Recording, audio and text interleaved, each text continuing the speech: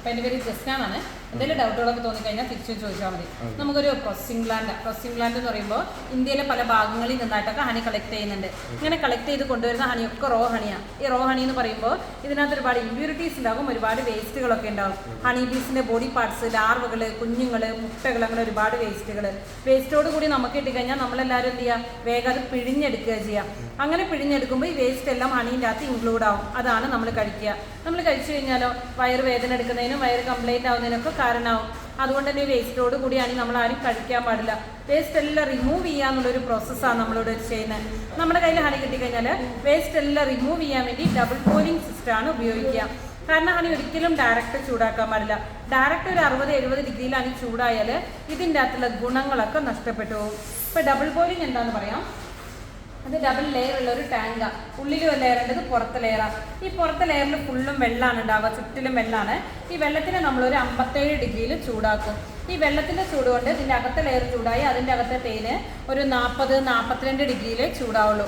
അങ്ങനെ തേന് ഹീറ്റ് ആകുമ്പോൾ തേനിലുള്ള വേസ്റ്റും വാക്സും എല്ലാം ഒരു വൈറ്റ് പത ഫോമിൽ ഇങ്ങനെ മേലേക്ക് പൊന്തി വരും. ഹണിക്ക് നല്ല കട്ടിയുള്ളതുകൊണ്ട് ഹണി താഴേക്ക് നിൽക്കുകയാണ് ചെയ്യുക. പിന്നെ നമ്മൾ ഒരു മൈക്രോ ഫിൽറ്റർ ഉപയോഗിച്ച് സെക്കൻഡ് ചേമ്പറിലേക്ക് ഷിഫ്റ്റ് ചെയ്യും. ഇപ്പോൾ രണ്ടാമത്തെ ചേമ്പറിൽ പ്യുവർ ഹണിയാണ്, പക്ഷേ ഇതിനകത്ത് വാട്ടർ കണ്ടൻറ്റ് ഉണ്ടാവും.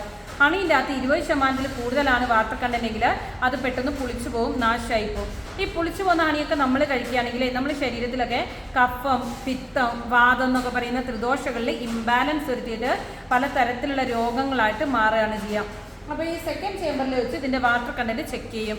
20% കൂടുതലാണെങ്കിൽ ഈ ഡോസിങ് പമ്പിൻ്റെ സഹായത്തോടെ ഹണി ഡോസായിട്ട് ഹൈ പ്രഷറിൽ ഇഞ്ചെക്ട് ചെയ്യും.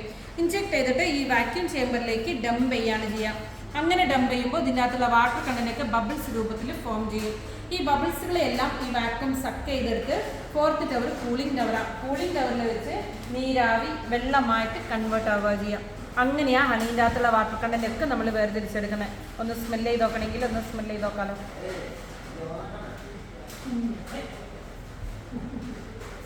ഇതിന് 300 കിലോ കപ്പാസിറ്റി ഉണ്ട്. 300 കിലോ ചെയ്യുന്ന സമയത്ത് ഒരു 10-12 ലിറ്റർ വെള്ളം നമുക്ക് ഇതുപോലെ വേർതിരിച്ചെടുക്കാൻ പറ്റും. ഇങ്ങനെ ഈ ഹണീൻ്റെ അകത്തുള്ള വാട്ടർ കണ്ടൻറ്റ് ഒക്കെ 20% താഴെയാക്കി വേസ്റ്റും വാക്സും എല്ലാം റിമൂവ് ചെയ്തിട്ടേ നമ്മളിതാ ഇവിടെ വെച്ച് ഹണി പാക്ക് ചെയ്യാനായിട്ട് എടുക്കും. ഇങ്ങനെ പാക്ക് ചെയ്യുന്ന ഹണി നമുക്ക് എത്ര കാലം വേണമെങ്കിലും സൂക്ഷിച്ച് വെക്കാൻ പറ്റും. ഇങ്ങനെ ഈ പ്രോസസ്സിങ് കഴിഞ്ഞ ഹണി ലൈഫ് ലോങ് ആണ്. ഡ്രൈ സ്പൂൺ യൂസ് ചെയ്യുക, കൈയിട്ടൊന്നും കഴിക്കാതിരിക്കുക, എടുത്താൽ ഉടനെ ഒന്ന് അടച്ചു വെക്കുക. അങ്ങനെയൊക്കെ നോക്കിക്കഴിഞ്ഞാൽ എത്ര കാലം വേണമെങ്കിലും നമുക്കത് സൂക്ഷിച്ച് വെക്കാൻ പറ്റും.